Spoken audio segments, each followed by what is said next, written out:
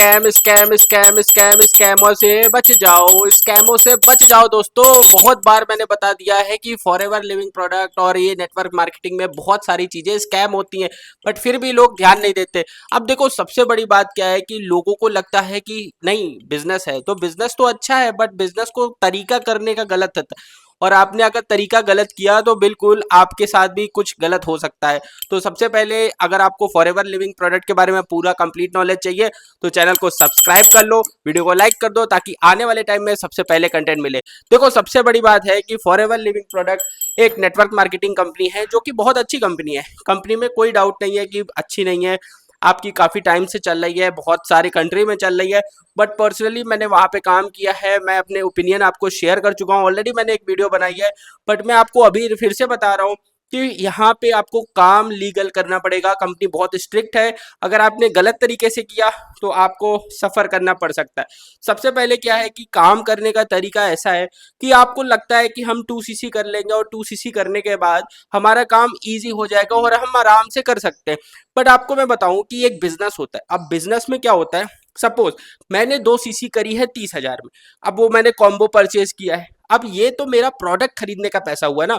अब मैं उसमें कंटेंट क्रिएट करूंगा, मेरे को पब्लिक चाहिए, मतलब ज्यादा लोगों तक अपनी बात पहुंचानी है, तो क्या करना पड़ेगा, आपको करना पड़ेगा, लीड्स को खरीदना पड़ेगा या कंटेंट क्रिएट करना पड़ेगा। अब ये बिजनेस होता है जिसमें आपको पैसे डालने पड़ते हैं, आपको इनपुट लगाना पड़ता है। एंड आप अगर मिडिल क्लास फैमिली से हो तो आपका 30,000 ही अगर आपने अरेंज करके किया हुआ है, सपोज आपने 30,000 अरेंज कर लिया, तो फिर आप आगे कैसे करोगे, ये तो सोचो। आपको इनपुट और डालना पड़ेगा। ये तो आपने सिर्फ प्रोडक्ट खरीद लिया, प्रोडक्ट खरीदने का आपने कुछ पैसा दे दिया, बट आपको ये समझना है कि मैं बिजनेस कर रहा हूँ, मेरा 2 लाख 4 लाख रुपए लगेगा। इन फ्यूचर मुझे अपनी पर्सनैलिटी बिल्ड करनी पड़ेगी, मुझे अपना कंटेंट शूट करवाना पड़ेगा, तो ये सब चीज़ों में पैसे लगते हैं। एंड आज के टाइम में अगर आप ये चीज़ें नहीं करोगे तो आपका काम कैसे बढ़ेगा, सबसे बड़ी बात है ना। तो इन सब चीज़ों के लिए अगर देखो कंप्लीट नॉलेज चाहिए तो आपको इस वीडियो में मिल जाएगी। सबसे पहले क्या है कि आज के टाइम में क्या सिस्टम चल रहा है वो समझो। देखो, फॉरएवर बहुत अच्छी कंपनी है, जैसा मैंने ऑलरेडी बताया, मेरा खुद का एक्सपीरियंस है, मैंने वहां पे सुपरवाइजर किया। तो कोई भी ये ज्ञान मत देना कि आपको कुछ पता नहीं। सबसे पहले आप असिस्टेंट सुपरवाइजर बनते हो। सुपरवाइजर बनने के लिए आपको 25cc पहले करनी पड़ती थी, अभी 10cc में हो जाता है। लेकिन असिस्टेंट सुपरवाइजर से पहले अगर मैं देखूं तो लोगों का एक सवाल है, और वो सब लोग यही पूछते हैं कि सर 2cc करने का फायदा क्या है।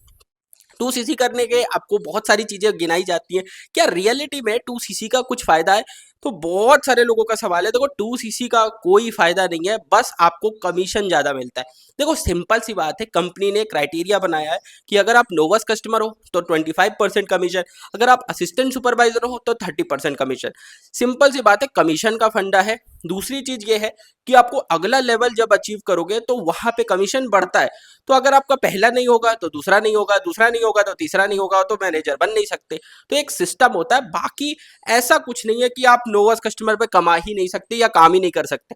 तो सबसे पहले आपको ये समझना है, मुझे लीगल वर्क करना है, मुझे किसी के साथ गलत नहीं करना, मुझे अपनी अथॉरिटी बिल्ड करनी है, अपना प्रेजेंस अच्छा करना है। एंड दूसरा, सबसे ओपिनियन, किसी का ट्रस्ट नहीं तोड़ना। अगर ट्रस्ट तोड़ेंगे तो ऑलरेडी काम खराब हो जाएगा, क्योंकि मार्केट में काम खराब करने वाले बहुत हैं और काम को सही से बताने वाले बहुत कम लोग हैं।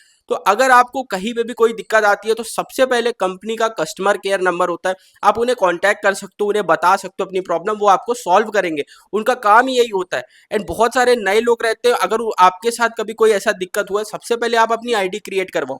आप अपने पर्सन को, जिसको आप देखो, कंपनी सबसे पहले बोलती है कि आप किसी के अकाउंट में पैसा मत डालो। अगर आपको काम करना है, आप अपनी आईडी क्रिएट करो, वो भी अपने हाथ से कर सकते हो। फॉर्म फिल करना है, अपने हाथ से आईडी क्रिएट हो जाएगी, और उसके बाद आप पेमेंट भी अपने हाथ से कर सकते हो। आपको किसी को देने की जरूरत नहीं है। देखो, गलती कहाँ होती, गलती वहां होती है जब हम पेमेंट किसी को देते हैं, जब हम किसी को पैसा डालते हैं किसी के अकाउंट में। अगर आप डायरेक्टली कंपनी में डाल लो तो आपका वाइट पैसा है, आपको कहीं जाना ही नहीं है इधर उधर, आपके साथ कभी फ्रॉड हो ही नहीं सकता।